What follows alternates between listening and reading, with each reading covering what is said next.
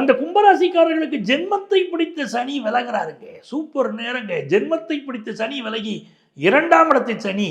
7.5 சனி முடிஞ்சிருச்சாங்கன்னு கேட்குறீங்க. 7.5 சனி எல்லாம் முடியல.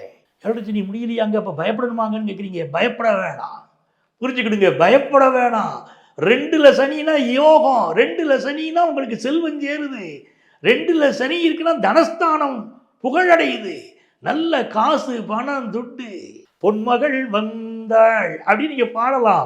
அப்படி துட்டு வரக்கூடிய நேரம். உங்க குடும்பங்களில் சுபகாரியம் வரப்போகுது. இந்த கும்பராசிக்காரங்களுக்கு 2ஆம் இடம் குருவுடைய வீடு.